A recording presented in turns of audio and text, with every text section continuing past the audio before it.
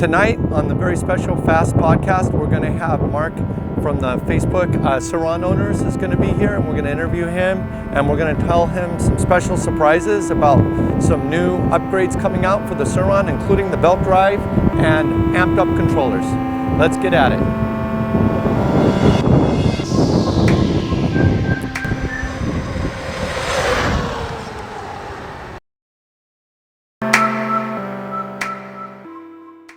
Hey guys, welcome to episode 2 of the Fast Electric Podcast with HIcks.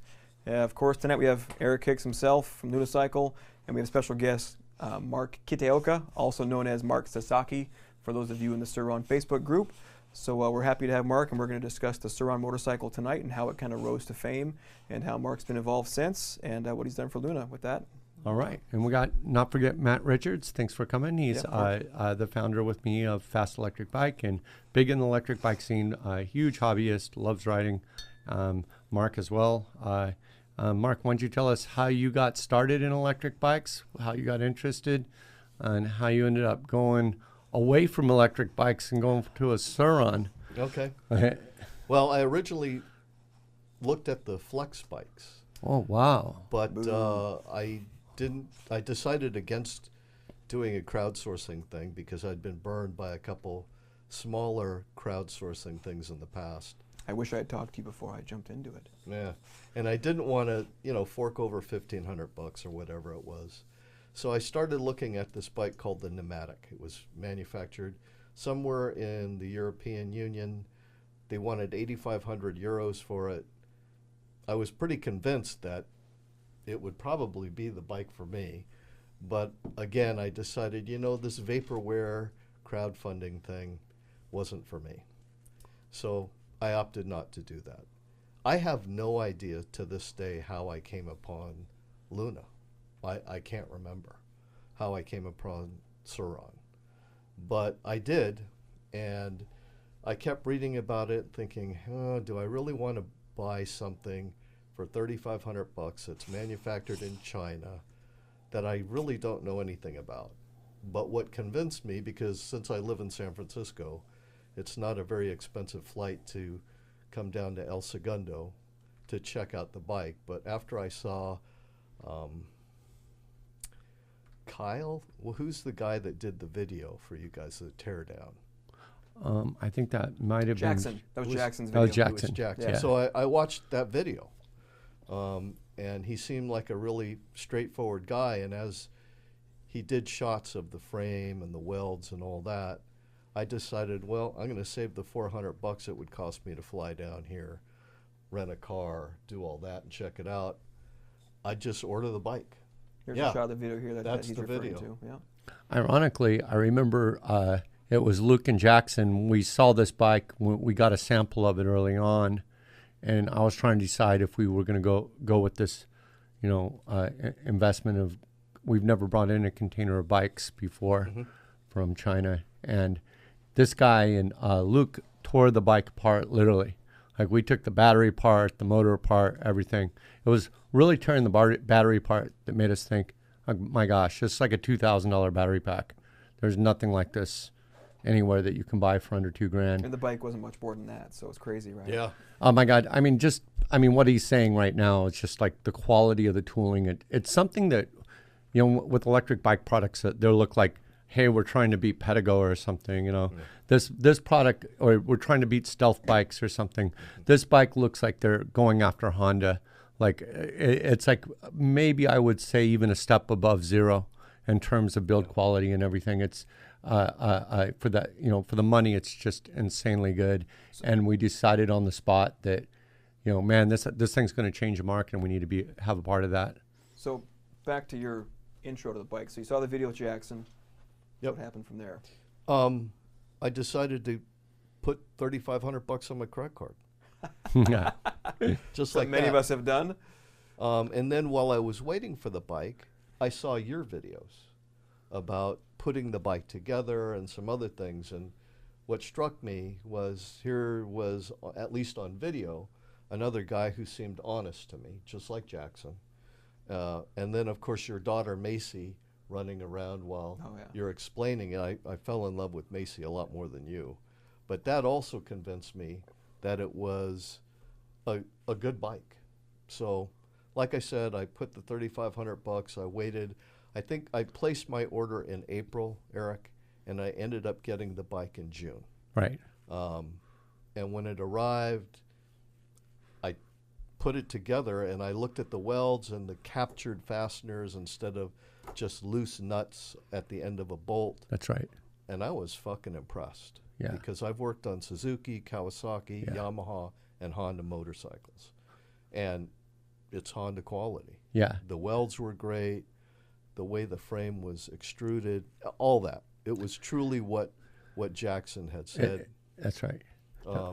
What you're seeing a lot with that bike is a lot of tooling. I learned a lot about tooling myself and started wanting more tooling in our projects. And to this day, almost everything we do with batteries, we always want more tooling. But that's there she is. Oh, I love watching there that. She is. Even looking back now. She's great. great. Can you guys pull that up on the screen? So right there, but you can pause that right there, that frame, or you can see all those shapes. That's more than welding. That's a sand cast,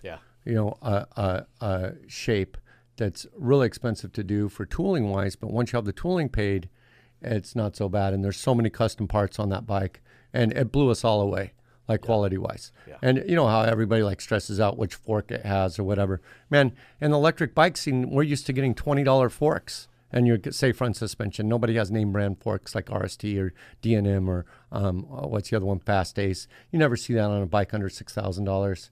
No, and the guy that I bought my Haibike from, Motorstrano in Redwood City, he's probably one of the biggest guys up there. I wanted to buy a full fat 6, fat tire, Haibike, full suspension, and he was going to give me a deal for $3,500, the same price I got the Sur Ron for. Oh, you got a deal. I mean, you got a deal on the Haibike for $3,500. Yeah, exactly. It is a deal, honestly. I know it is a deal. So anyway, to get off that and back to like the suspension and things like that, the Sur Ron's a $3,500 bike. Even on my race bikes, when I first got Honda and Yamaha, I always redid the suspension. Right. Always. It was either Race Tech or switch to Öhlins. Right. Because after is that your bike right there? No, your Haibike? Mine was a I was going to say, if you got that for $3,500, I don't want to buy it. But look, that's $4,000. Yeah, that's pretty good. Yeah. Does yours look that good? It looks good. It's a 29-inch full suspension. I think I bought it in 16.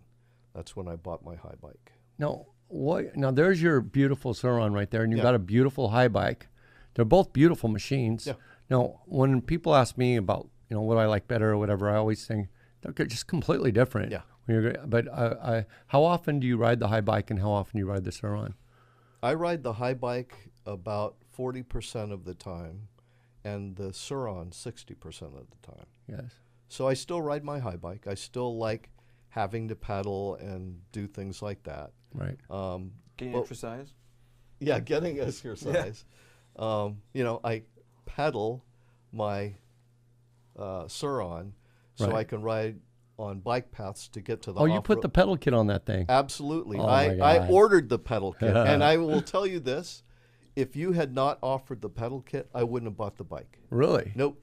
Because where I live, just having pegs and being on bike paths or the trails I'm on, they're going to say, oh, that's a fucking motorcycle. Yeah. You shouldn't be here. Get out. I don't know. You could claim it's a Class 1 electric bike. I mean, a Class 1 scooter. Like, you can that's say. That's great, but I know where I live. On the bike path then, so what's that? The scooters couldn't be on the bike path. Scooters can't be either. So only Class 1 e-bikes. Oh, you could say, all right. So no throttle, just used to pedal. be scooters under 20 miles an hour. You could be on the bike path. Yeah, not where I live. Yeah. Plus, if I want to take it to Angel Island, which is a state park, no pedals. They're not even going to let me. What city are you in? San Francisco? Are you in? Yeah, I'm in the San Francisco Bay Area. Oh, shoot. In San Francisco proper or what? No, I'm in San Mateo County. Oh, okay. I know in San Francisco you don't ride anything. We used to ride pocket bikes to that city, and as long as I remember they came down on gas pocket bikes, and as long as it was electric, they're still okay. Yeah. I rode the craziest electric stuff, and they put their lights on. I go, it's electric. Oh, okay, all right. Yeah. So anyway, getting back to the stock bike, I rode it completely bone Is stock. this your bike right here? That's part of it as I was evolving the bike. You could see I still have the RST things on there. I still have your fork crank or your pedal cranks. That's early on It's there. pretty much stock. Here. And here's what's interesting to me, that you're one of those guys that are hopping up your bike, and I love to see that. Yeah. But I don't know what it is, but the Sur Ron's one of the bikes that I hate to see people modify, because it looks so beautiful. It is a beautiful and bike. we're modifying ours right now, and I almost feel like, man, like right there, that looks so good. It's a beautiful bike. I mean, I wouldn't have bought it if I didn't like the looks of it, and then the quality is incredible. Let me ask you about the pedals, Yeah. right? Yeah, because everyone bitches about the pedals, so ask me all you want. Okay, so we've had our crashes on that bike with pedals. Do you ever get pedal strike? No, and the reason I don't get pedal strike is before my Haibike, I had a hardtail stump jumper Specialized. Right.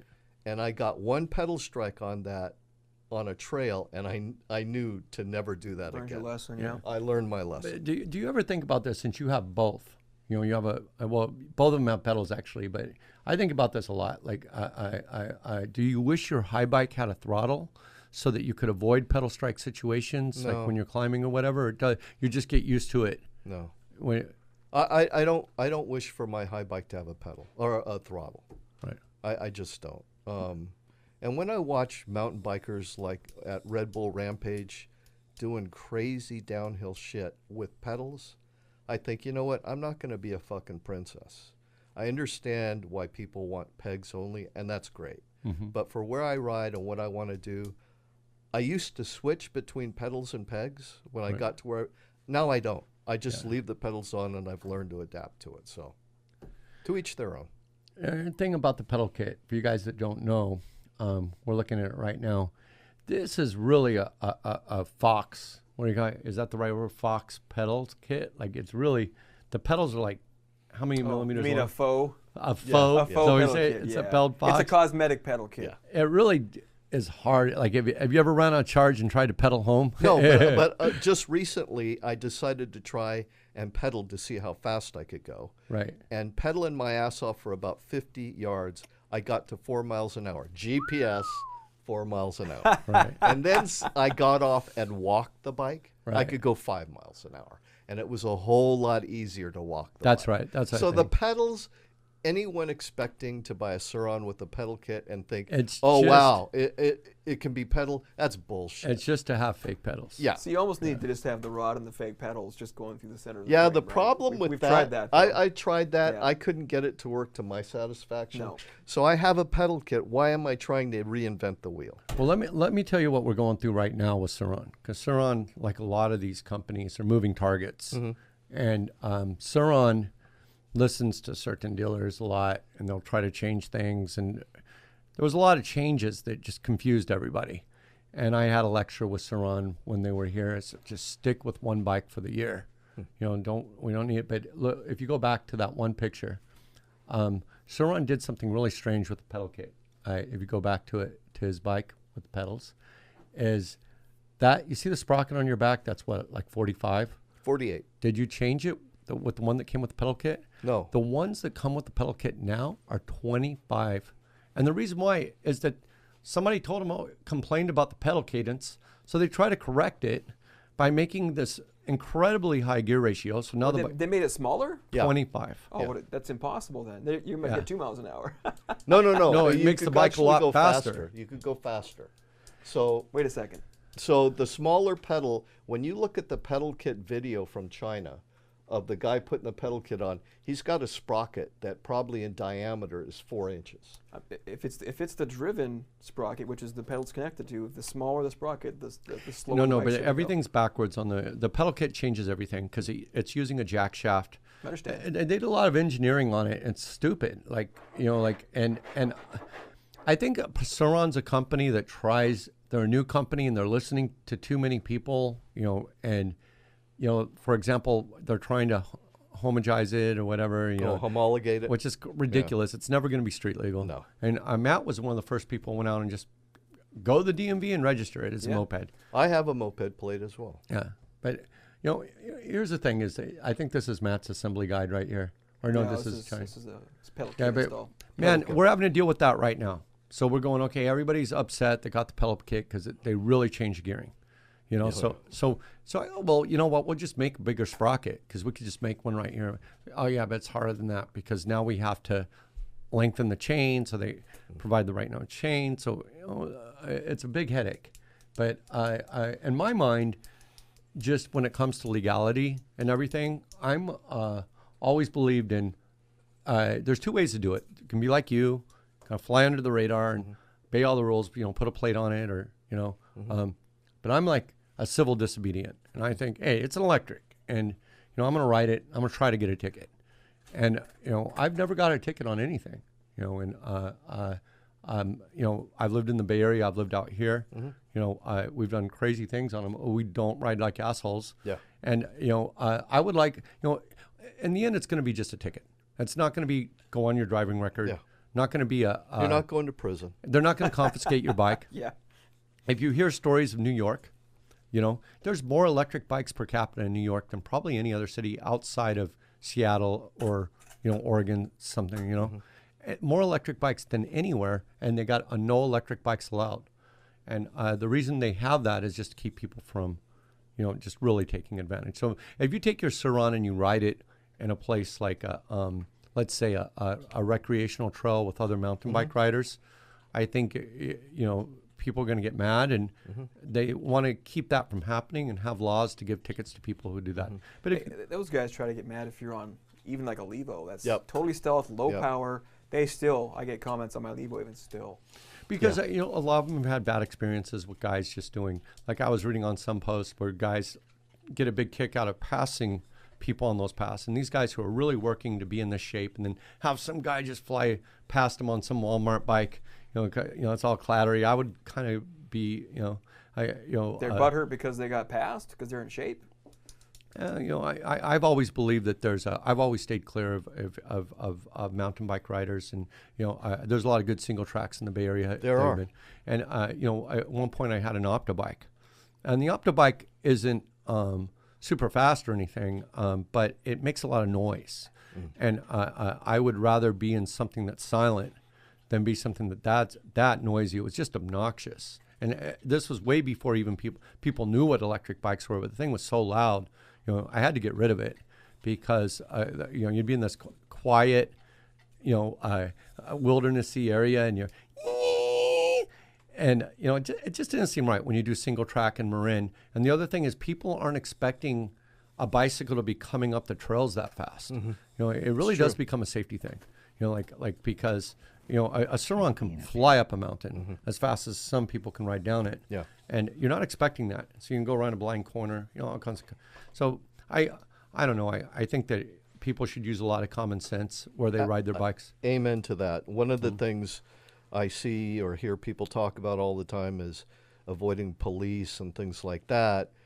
In reality, I try and always be very conscious of people on bike paths or trails that's right. because That's the key they to it. have cell phones. Right. And cops have way more to do than worry about whether your surron is legal. But what That's they right. will react to is if you and you and you call on your cell phone and say, hey, there's this guy on this electric something and he's being a real asshole on the bike trail, or then the police have to react to that. You know, more than react to it, I doubt they're going to react to it, but the rangers are going to come up with rules and they'll say no electric bikes. And, you know, they've been doing that for years. And what people don't understand is I think most trails, way before people even had electric bikes, had made no motorbikes allowed rules.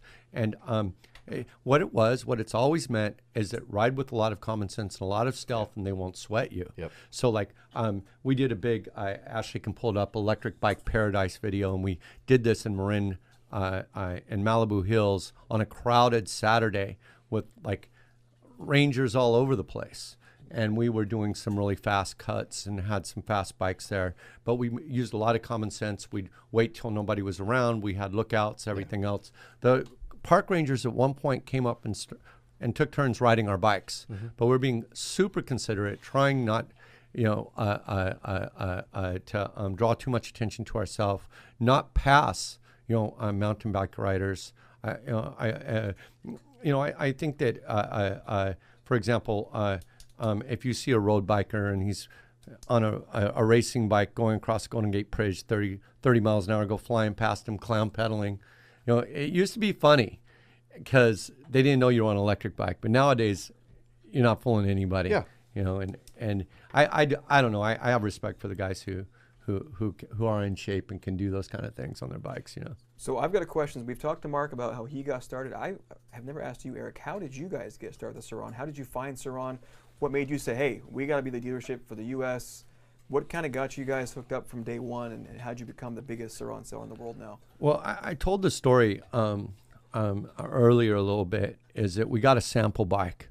They were raving about the bike on Endless Sphere. The guys are talking about doing a group buy. One of my friends called me and said, hey, do I want to get behind this and help do a group buy? I go, dude, group buys are a disaster. He's kind of naive. I go, what are you going to do? You're going to get a group buy, and then you're going to take people's credit cards and send a $3,500 bike? Who's going to ship that bike? Yeah, exactly. Just complete nonsense. And so, anyways, I said, well, I want to see one. So I called him, and I had one air shipped here so I could check it out. And that's when I said we tore it down. We were really impressed. In fact, when we started doing videos on it, I thought, should we tear it down and show people what's inside? And because we were interested in selling the product, or respect for the company, we don't do many teardowns where we take a competitor's product or even a product that's not ours and just completely tear it down, show what's inside. But that battery pack was impressive. The motor was impressive, right? We knew that it just blew me away. It's the very first time I've seen a product out of China that I said, hey, we can't really compete with this. This is really tough. And I've never seen that in an electric bike product out of China, ever. Interbike's kind of a joke. You go to Interbike and you see a lot of Chinese bikes, and nothing really blows you away like the Sur Ron did. The Sur Ron was like, wow. So we really felt like if we weren't a part of this, we were going to miss out. So what happened then? Well, we decided to, make the commitment to. You just call these guys up, or how did you get hooked up with Sur Ron? We're talking to them the whole time, and we want, they wanted a distributor in the USA, and I remember there was a gun under us because they were about to sign with somebody else, and the person we were talking to really wanted to see us get it, because there's not many people who could handle like a nationwide distribution of the bike. Right. We already understand how to do it, and they were having a lot of dealers wasting their time. They only have like one big sales guy there, and they were really looking for distributors of areas. So they said, okay, you're going to have to commit to buying a couple thousand bikes a year, and we're taking $100,000 deposit. And if you don't sell the 2,000 bikes a year, you lose the exclusive, and we keep the $100,000 deposit. Wow. So it was a really, really big risk. I remember Carl Gleason from Electric Bike Blog told me, it's a super bad idea, don't do it. And, it turned out to be pretty awesome for us. The bike, we got lucky in a lot of things about the bike. The bike doesn't break much. We learned that because most things come back. You get a certain return percentage. My good friend Luke, his son wanted one. I said, well, first person to return is when we're going to return it to your son. And we waited 3 months and nobody ever wanted to return it.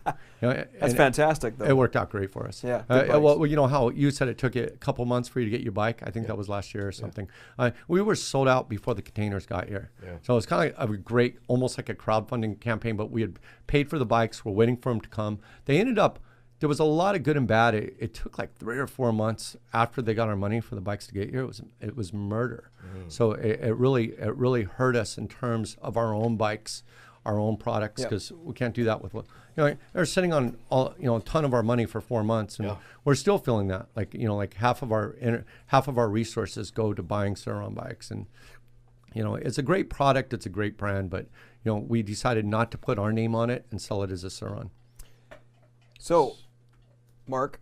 So I have a question on parts. Yes. So one of the things I had noticed as a consumer is it seems to take a while for Luna to get parts from Sur Ron. Oh, hell yeah. Can you talk a little bit about that? Oh, man. Yeah. Okay. Ooh, hot seat. He starts sweating. Yeah, Ooh, yeah. yeah. Sorry. Ooh, hold on. I can tell you it's There's not a beer us. there. I can tell you it's not us. I figured it's the ordering thing. But it helps to understand what you go through. Let me tell you what I go through. Because I like Sur Ron as a company, but they let us down a lot. And I just want people to understand that, you know, it doesn't get much better than Sur Ron. So all these people want to think they can make a lot of, you know, that this is a good thing to get into. Yeah. There's half the people I know dream of selling electric bikes somehow or whatever. And we lost a friend out of it because he wanted to be the USA distributor of Sur Rons, but he didn't have any money. Sure. So he wanted me to put up all the money. The guy who first contacted me about it's a pretty weird story. But let me tell you about parts.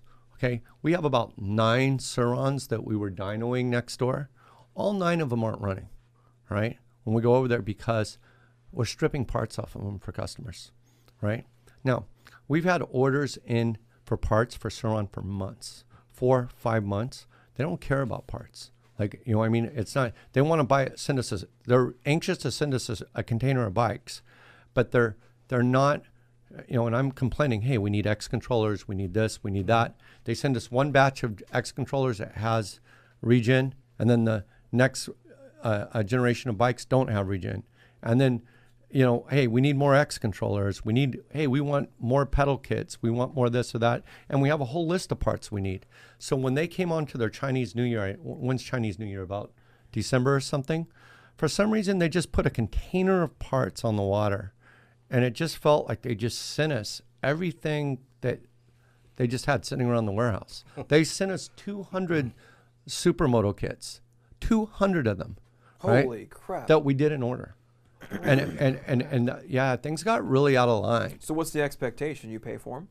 Absolutely. I mean, they sat in port, and we also had 2 containers of Sur Rons coming at the same time that we're also expected to pay for. And when we look back on it, the thing, and this isn't dead of wintertime, that's why we're doing cells in the middle of the winter to survive this.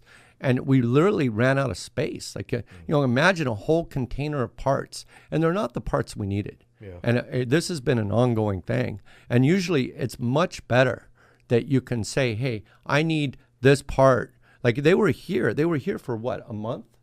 About a month. And I kept telling them, we need these parts. I thought it was going to be easy. Just put them on a plane and get them to us. I understand that sea shipping takes 4 or 5 months for some reason because they're in deep inland China.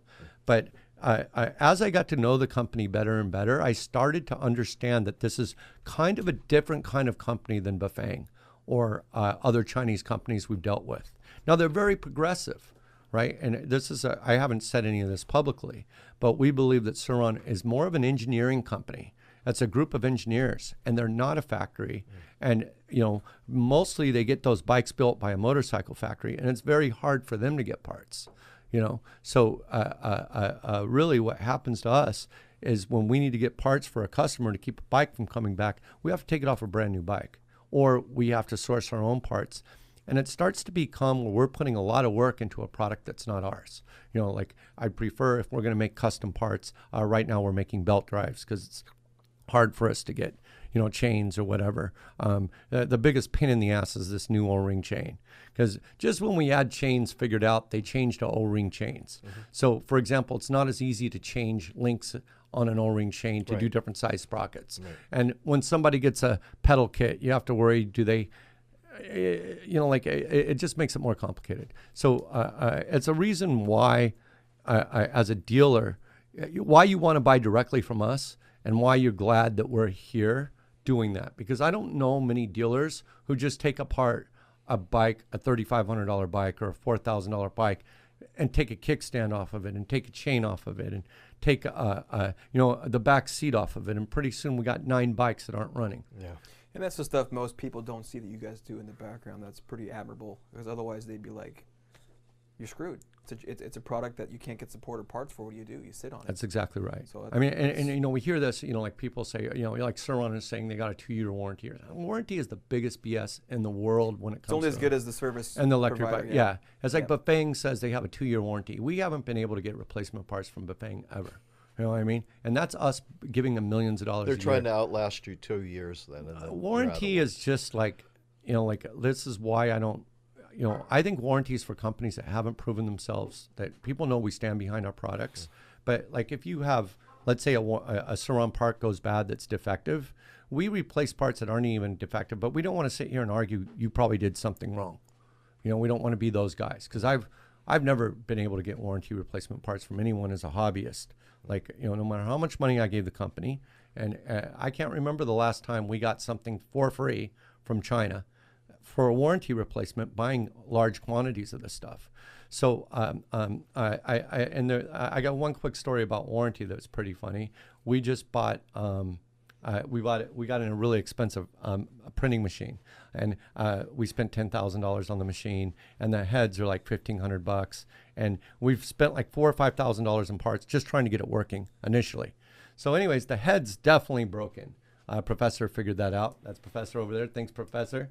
And so anyways, we bought the head like a week before, and we called him and we said, dude, this $1,500 head doesn't work, right?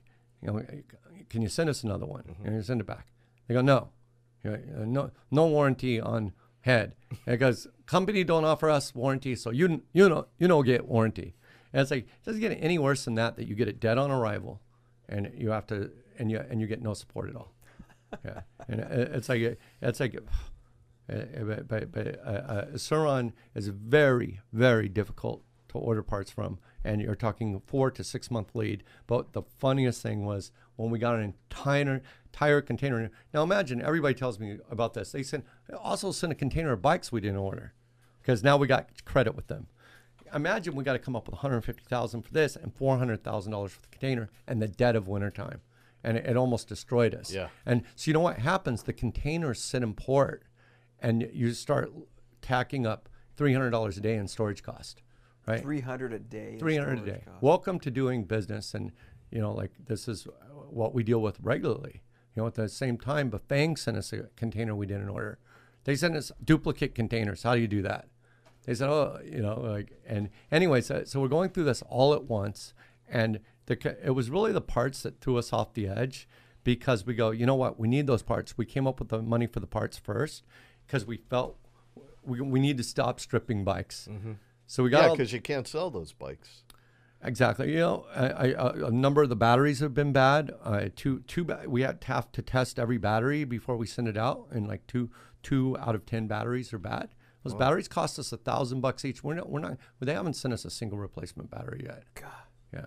We buy it. Well, you guys are doing a good job, responding to the service issues, I have to say, for what you're dealing with. What do you see now moving forward the next 6 months to 1 year for the Sur Ron bike line? What are you guys going to start doing that's coming out soon? We're doing a belt drive for sure. We're gonna do some special edition belt drives. They're really hard to install. I was going to ask Mark what you thought of this, because we got some. He's Mr. DIY. So. Yeah, you're Mr. DIY. So I would say, if you're going to ride your Sur Ron on dirt regularly, I would stay away from a belt drive. Right. Well, we can prove that too, because the reason why it gets that reputation is it uses a cheap belt for its original reduction gear. Okay. And we got a relationship with Gates right now. Okay. We're actually sending them a couple of Sur Rons because they're fans of them, and we also want to do a special Gates carbon belt for that reduction, which will fix that problem too, right? So what happens is those belts are weak and they're known for snapping, but it's not a real Gates belt, and we're going to do a Gates belt on the outside, and we already got the sprockets made. Hey, Professor, can you grab me the sprockets?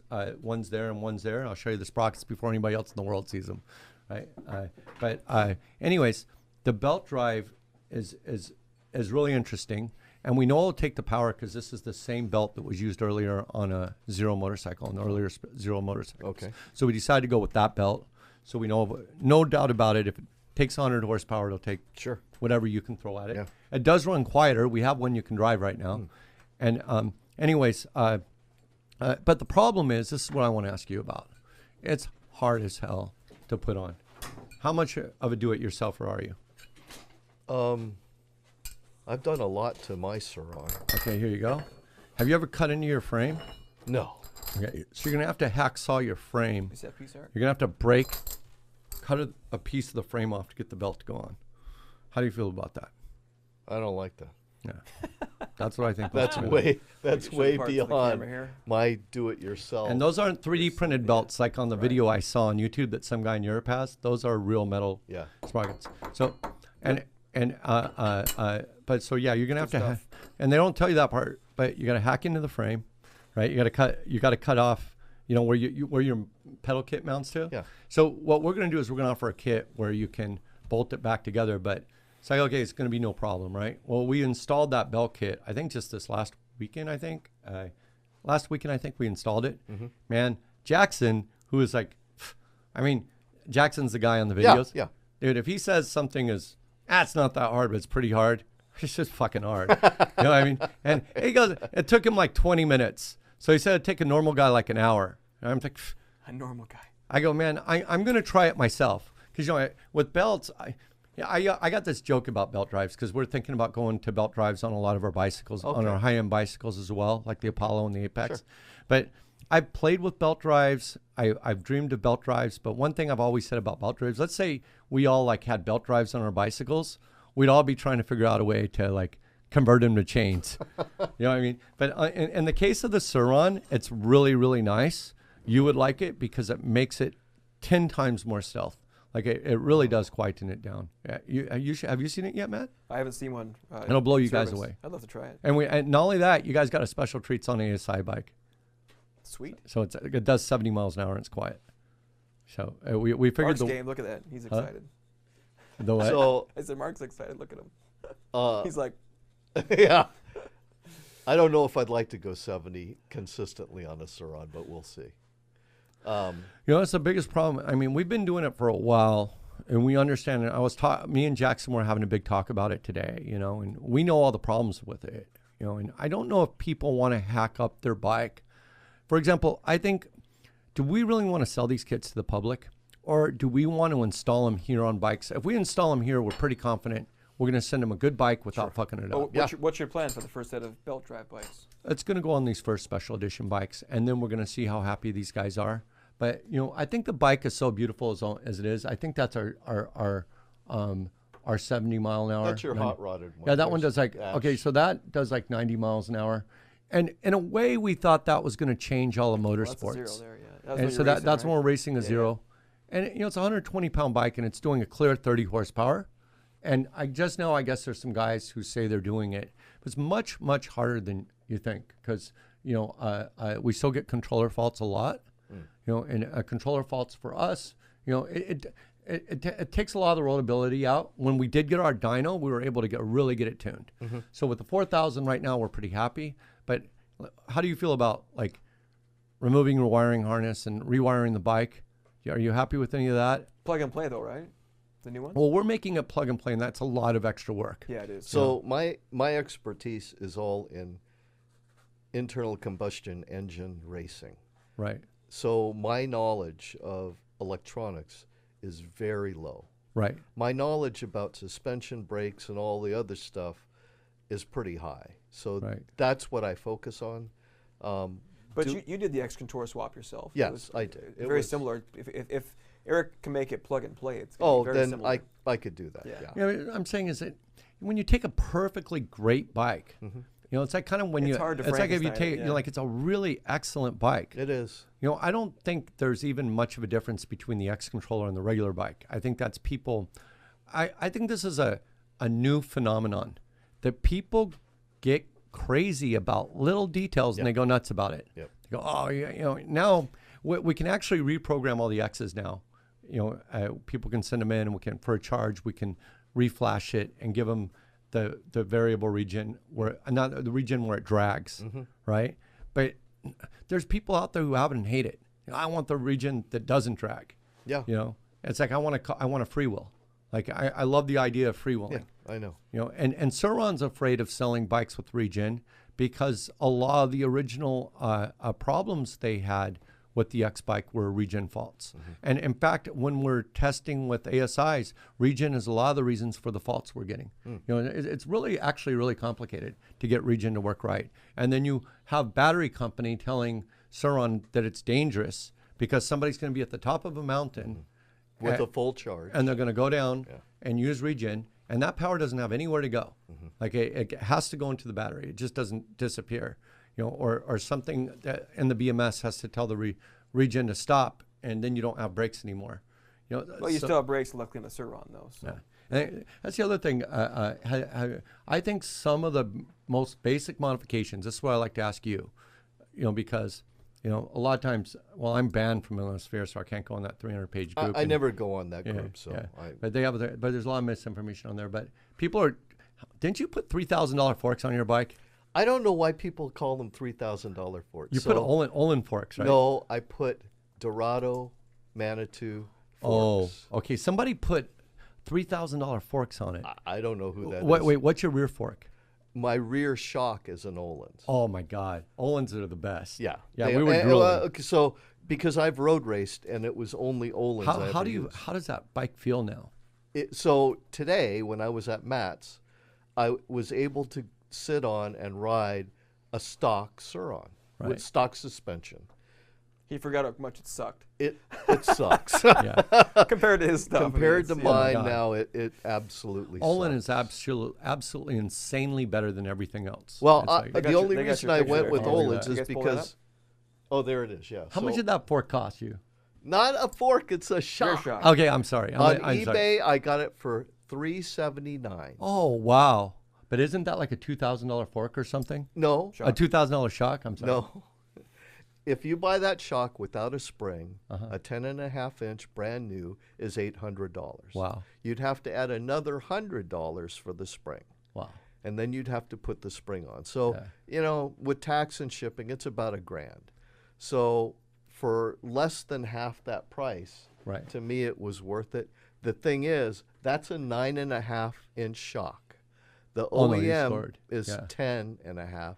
So I had a genius that lives by me, machinist, mill me an aluminum billet extension. Wow. So I don't know if you know about Olin. Do you know about them? Oh, I do. Oh, yeah. They're insane. Tell them the story. They're just insane. They're probably the best shock company in the world right now. So when I was racing an RC51, yeah, my least favorite track was Button Willow out by Bakersfield. Yeah. I hated it. First of all, there's no topography, and the track is so fucking bumpy in the worst places. So I went to the tuner, the guy that used to be the crew chief for Orion Racing, Dan Kyle, and he said, well, Mark, it's about time you get Olin suspension. That's right. I said, you just want a new pool in your backyard. Yeah, they're expensive. Oh, but yeah. they're worth it. Yeah. They are worth it. Said, if you're a racer, they have a huge well, edge. let's do both of them then. Let's do the forks and the shock. Right. Did it. I went out to Button Willow, and I thought, wow, they've repaved this track. Wow. It's so smooth now. And the Öhlins, it was all Olin suspension. That's right. Late braking into corners, getting on the pipe earlier, coming out of the corner. Exactly. It was amazing. Yeah. So, I heard all the mountain bikers about Fox, but I don't know anything about that. I've never ridden a Fox shock. Yeah. But I know about Öhlins, so that's why I went with that. Yeah, let me tell you what I've learned about forks. Forks and Fox. All right. Okay, so I don't know what's going wrong with the bicycle industry, but we don't have many good options for bicycle forks. Yeah. And Fox is like a complete, like, over the top, nice fork, but expensive. Yeah. Over the top expensive. Yeah. And you really don't have any options. And when I was first talking to Sur Ron, we were going to go with top of the line fork on it. Mm-hmm. And it was going to cost us an extra $300 or $400. We're getting all the bikes made with it. It was going to be the Montague fork. Okay. You can call that up, Ash, a Montague triple clamp fork. And beautiful. And right before that deal happened, Montague got bought out by Fox. Oh. And Fox won't sell to just anyone at all. Mm-hmm. And as far as motorcycle forks, the race teams, they race with what they want, and Olin won't even sell to most of the race teams, or they won't sell. I mean, they're not sponsored by the race teams or whatever, but the race teams will put Olin shocks on their factory bikes. Yeah. They're that good. Yeah, yeah. And it's like, but is that the Montague? But really, to me, the good options for forks are rock shocks. And when did rock shocks become a good brand name? Because to me, There's some high end. My S-Works, the RTC Pike 3 fork is like a $1,300 fork. I don't know. Maybe I'm older than you are, but I just think of rock shocks. I think of Judy. You know what I mean? You're old school. They evolved a lot. They have evolved. But I don't know why there's not a decent fork option. But I'll tell you with the Sur Ron, before you upgrade that fork, there's some other really weak components in it that need to be. The headset. The headset is the first, and lucky for us, and the brakes. Oh, so the brakes, I have not had it. As you can see, I'm still using OEM brakes. Right. I changed the front to a 225 from the 203, and I've always loved floating rather than the solid because the heat dissipation is much better on a floating rotor than it is on a solid. Are you just using stock brake pads? No. Okay, that makes a big difference. Huge difference. Yeah. And I feel that a lot of people do not know how to bleed brakes properly. That's right. They do not.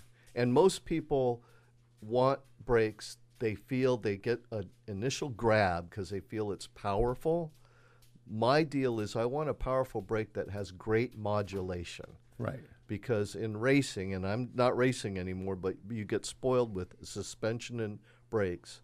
I want great modulation with my brakes. Right. And the stock ones have that if you bleed them properly. That's right. And the pads that come on the bike are shitty.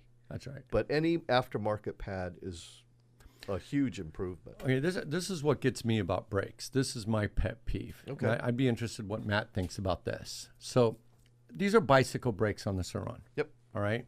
And, they're not really made for, high speed or whatever. And when you start doing 90 on one, we go through brake pads really, really fast. I'll bet you do. So one of the first things that we did when we built our ESI Sur Ron is we immediately worked on figuring out the whole regen and brake, variable brake thing to make it even rideable. Best thing in the world. Yeah. But those brake, but I remember just being an e-bike rider and going up mountains and those rotors getting so freaking smoking hot.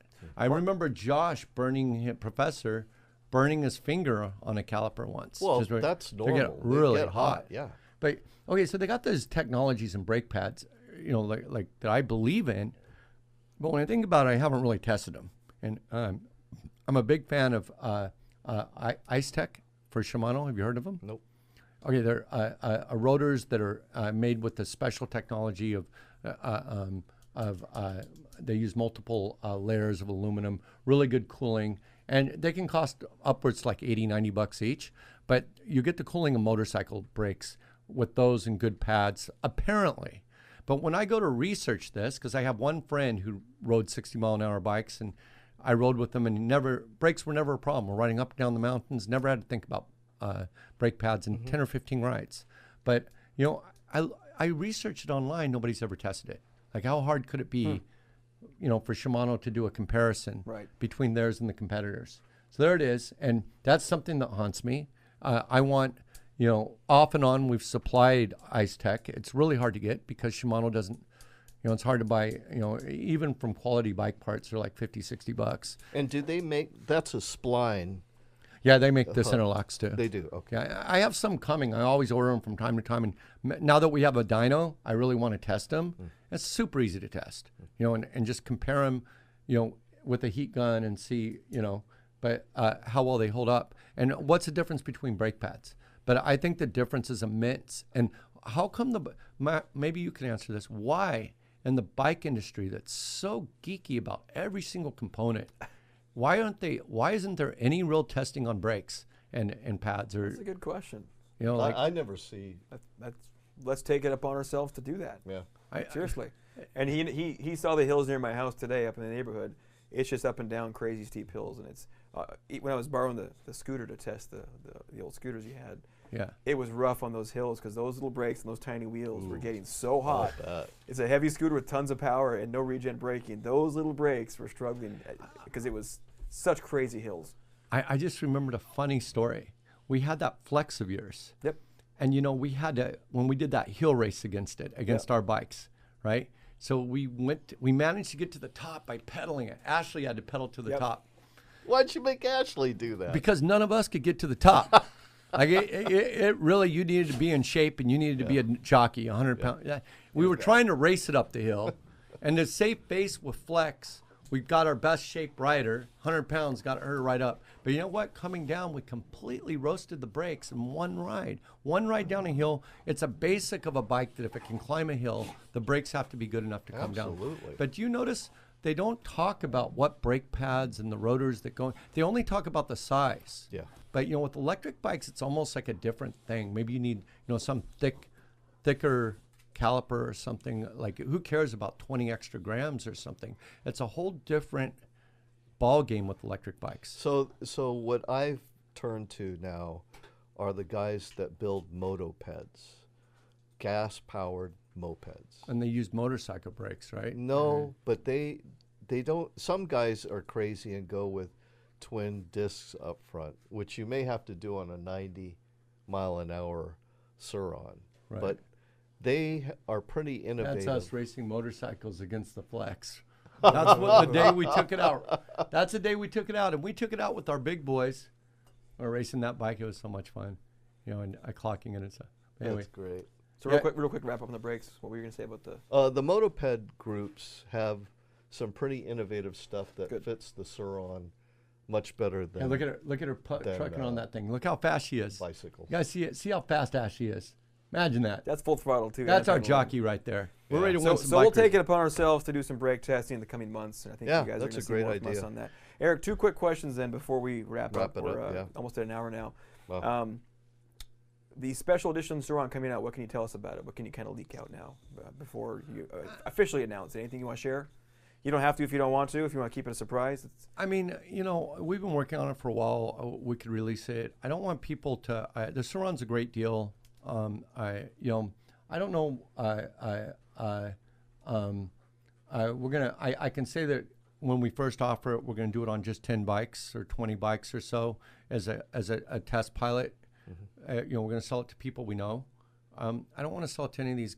Sometimes you sell bikes to guys who don't know nothing about bikes and they don't know anything about us and they expect too much. Or, when you get a hot rod bike, it's not going to be as nice and reliable as a factory bike, and you have to ride it with common sense. Mm-hmm. So what's going to make these bikes special to be a special edition? We're going to sell them with a lot more power, and there's going to be a lot of special. We want to do it with belt drive. That's the hold up right now, is we're waiting for belts from Gates, and we have everything else ready to go. We're going to do some special seats and special. Oh, you're going to take the torture rack off? Yeah, and of course, do the headsets. We got a really great relationship with Crane Creek. In fact, I'm going to do Crane Creek headsets as upgrades for anybody who wants them, and we're going to make sure that we offer this to people who have bought Sur Rons, and this is going to work with both the X versions and the non-X versions. We're going to be selling upgraded controllers that. Maybe not the ASI 8000, even the ASI 4000 is a bit, I have to see and talk to people, maybe, see how you like it. Mm-hmm. But the stock bike is so nice. Mm-hmm. Well, that was going to be my last question. A lot of questions about the ASI 4000 all the time. When's it coming out? When are you going to sell it? What are the plans from Luna for the ASI 4000 or 8000 controller? Well, I mean, to really do the ASI right, we need to build the battery. And actually, we're talking about building a battery for it as our next big project. We have one new major battery we're announcing by the end of next month that we're making up in Oregon in our new factory. And I'm really excited about it. We've decided to pull the trigger and go to full production on that. At the same time, we're going to start designing a pack just for Sur Ron. Because the problem with the Sur Ron, really, when it comes to hot rodding it, is the cells are not, up to it. PF cells really can't put out that much power. And what happens is you get a hard shutdown. So if the pack gets too hot, and we know this from hours and hours of dyno testing, luckily there's a soft shutdown first, but if you keep muscling it. Sure. And you're talking full throttle just for hours with a load on the dyno, which in most people, unless you're climbing crazy hills for half an hour, it's not going to happen. That's right. But, there is a chance that, we sell to some hardcore people and they go out, trail riding. They could be 3 miles out and their bike overheat and they could freak out. Yeah. and then have to walk the bike back, and maybe die of heat exhaustion or something. I don't know. So coming out, but it could be a few months to get some No, new batteries. I think we're gonna release the whole full ASI version. We're gonna sell as a kit because I don't want to sell a whole bike that is just gonna probably be really dangerous. Because what do you think, Mark? The ASI, your bike right now, it doesn't feel that dangerous, right? It's really safe. But really, once you put an ASI 8000 on it, it's your bike, and you need to upgrade the brakes, the tires, for it to be really safe. What are your thoughts on the test ride of my bike today, the special edition one? He got to a test ride today of that. That's impressive. The what? The special edition one that's coming out, he got to try mine today, the prototype. So I would gladly upgrade my bike to that. Oh yeah. I probably would not upgrade to the 8000. That's right. Or even to the 4000. You're talking 70-mile-an-hour bikes, and it changes everything. The safety factor. Yeah. And you still have bike brakes. You have bike brakes. You're going to need to upgrade those right away. You're going to need to have better tires. You're going to need, oh man, for sure you're going to have headset problems. Yeah. And that's when you're going to want your roll-in suspension or a high-end suspension. I already like good suspension. So the power on Matt's here we go. bike. Look at this one. Look at this. That's crazy. Now you're doing that on bike components. 70, 80 miles an hour, and it's kind of a little crazy. Yeah. And even if we torque it, if we just gear it way down, you're going to be pulling wheelies at 40, 50 miles an hour. It's insane. I think the Sur Ron Special Edition power on mine now is pretty much perfect because it feels like a powerful motorcycle now. Yeah. You can pull the wheel up when you want. It feels powerful enough for the components on the bike. Yeah. Look at the way that's Luke there, and look at him. Not much scares him. Look how much gear he's wearing every time he gets on that bike, because it is a really short wheelbase bike. Yeah. So I think I'm pretty excited about the R version we're releasing. It's going to have about a reasonable amount of power, close to double than the stock, and that makes a lot of sense. Big difference. Yeah. Yeah. And we are going to make it available to everyone who's bought bikes in the past. So don't think if you buy a bike now that you're going to be left out. And that's really admirable, by the way, because you truly do reward early adopters. It's not bullshit, which I appreciate. Sir and Ashley. Yep. Thanks for hosting us again, of course. Thanks for hosting us again. Yeah. And we'll have more topics to cover in the coming weeks, but for now, that was a good wrap-up of where we are with the Sur Rons, and we're going to get our brake testing plans in order. Yeah, that's a good idea. Our what? Our brake testing plans in order. Oh, I think that's needed. We'll do a brake shootout. Man, and I'm so glad we got a dyno, because, man, all the answers you want, we can get so fast. It's overwhelming. Big believer including the braking. You can do it in the dyno, too. Oh, shoot. A brake dyno is easier than the power dyno. Yep. Yeah. But if you got a power dyno, brake dyno is easy. So stay tuned for that, guys. All right, you guys. Thanks, everybody. Thanks We're going to sign off from here. Good night. Night. All right. I felt that Let me went guys well. show you I that. don't know how you guys feel Yeah, well, we're about it. great. Hey, let me